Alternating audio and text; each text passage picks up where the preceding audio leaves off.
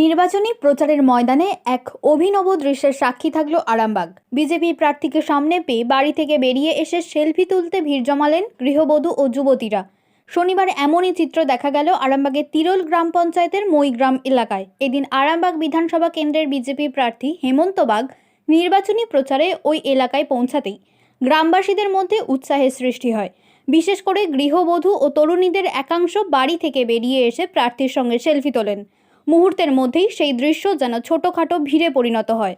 স্থানীয় এক গৃহবধূ জানান, নতুন প্রার্থী হয়েছেন, ওনাকে আগে শুধু ফোনেই দেখেছিলাম, সামনে পেয়ে ভালো লাগলো, তাই সেলফি তুললাম।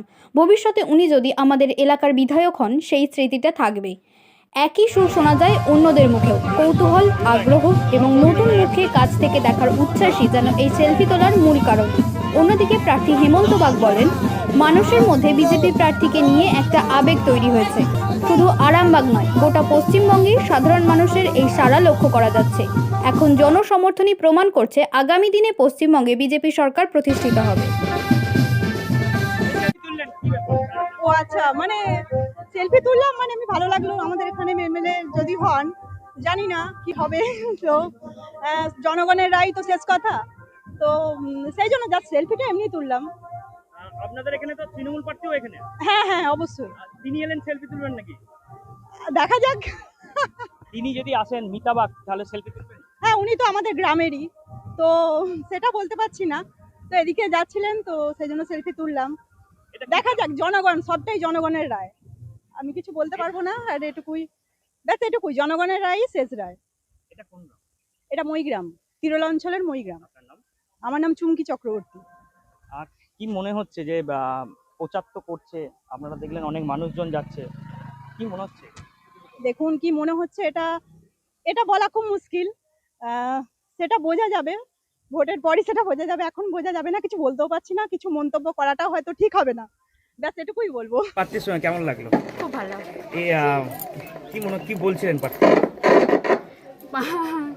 কি বলবো, কি বলছেন আপনার সঙ্গে কি বললেন? ভালোই লাগলো, মানে চাই আর মানে হঠাৎ সেলফি কেন তুললেন? তুললাম, প্রার্থী, নতুন প্রার্থী হয়ে।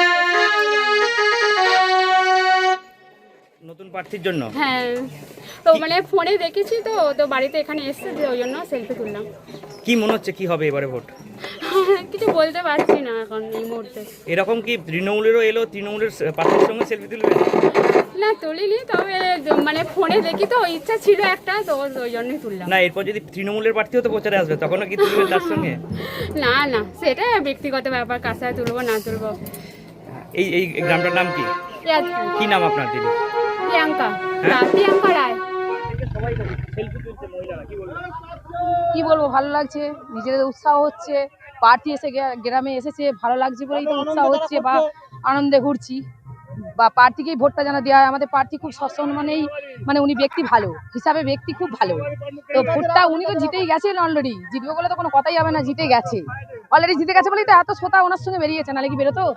এটাই বক্তব্য, আর কিছু না। মণিমালা মালিক। দেখা যাচ্ছে আপনার সঙ্গে সবাই সেলফি তুলছে, সবাই সেলফি তুলছে, গ্রামের সবাই, মহিলারা থেকে আরম্ভ করে, কি কারণটা? কারণ কিছু নয়, মানুষের আবেগ আছে ভারতীয় জনতা পার্টির প্রার্থীকে নিয়ে। আমি আপনাকে বারংবার মিডিয়াতে বলছিলাম যে আমার 14 বছরের রাজনৈতিক ইতিহাসে, রাজনৈতিক ক্যারিয়ারে এই প্রথম পদ্ম ফুলে ভোট দিতে সহযোগিতা করবো। মা একটু দেখবেন, পদ্ম ফুলে ভোট দিতে হবে ভাই।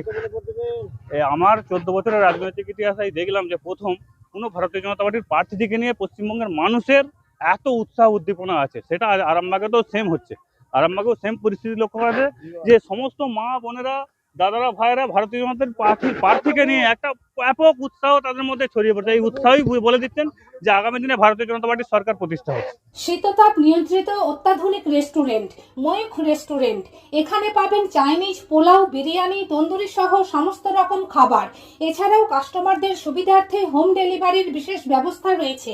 পাশাপাশি যে কোনো অনুষ্ঠানের জন্য ভাড়া দেওয়া হয়। আমাদের ঠিকানা খানাকুল হেলান সংলগ্ন তিলক চক। Phone number 8617492616, 9732162360। সেরা খাবারের স্বাদ পেতে আজই আসুন ময়ূখ রেস্টুরেন্টে।